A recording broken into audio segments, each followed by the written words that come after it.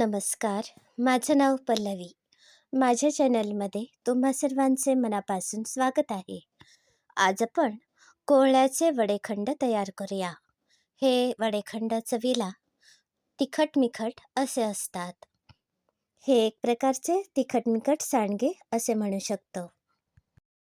हा कोहळा साधारण 3 किलो इतका आहे. या कोहळ्याच्या साली काढून याप्रमाणे कोहळ्याच्या फोडी करून घेतल्या आहेत. आता या फोडी आपण किसून घेऊया. आता कोहळा किसून घेतला आहे.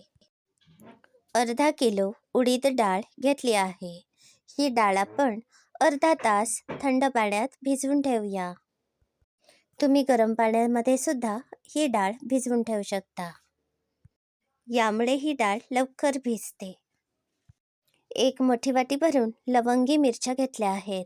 याऐवजी तुम्ही एक वाटीभर हिरव्या मिरच्या चिरून घेऊ शकता. एक मोठी वाटी भरून चिरलेले आले घेतले आहे. आता आपण या मिरच्या आणि चिरलेले आले मिक्सरमध्ये बारीक वाटूया. जाडसर वाटले तरी चालते. आता अर्धा तास पूर्ण झाला आहे. ही डाळ चांगली भिजली आहे. ही डाळ सुद्धा आपण मिक्सरमध्ये बारीक वाटूया. ही वाटताना अगदी 2 ते 4 चमचे पाणी घालायचे आहे. हे बघा, आले आणि मिरच्या वाटून घेतल्या आहेत. हा कोहळ्याचा किस घेतला आहे.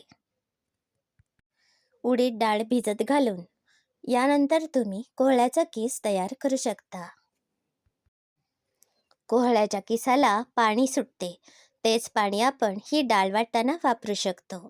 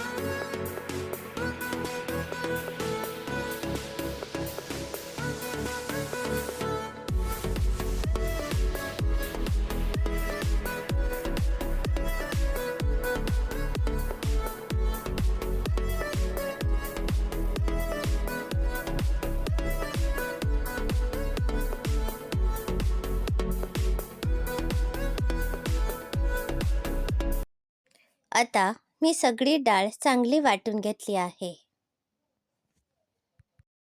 या कोहळ्याच्या किसामध्ये हे वाटण घालूया आणि चांगले सरमिसळ करूया. आल्याचे मिरचीचे प्रमाण तुमच्या आवडीप्रमाणे कमी जास्त करू शकता. चवीप्रमाणे बारीक मीठ घालते. पुन्हा एकदा चांगले सरमिसळ करते. हे सगळे जिन्नस शिजवायचे नाही आहेत, कच्चेच वापरायचे आहेत.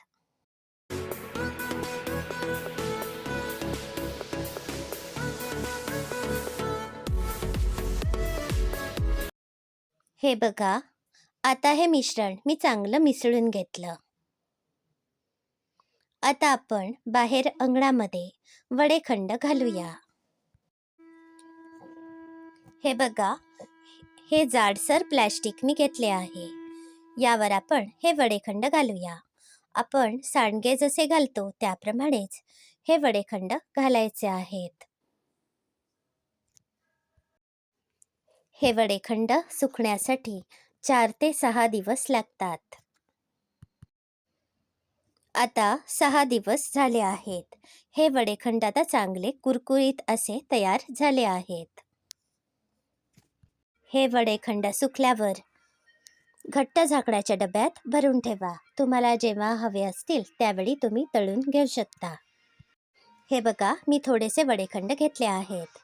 कडकडीत तेलामध्ये आपण तळूया. जेवतेवेळी हे वडेखंड घेऊ शकता.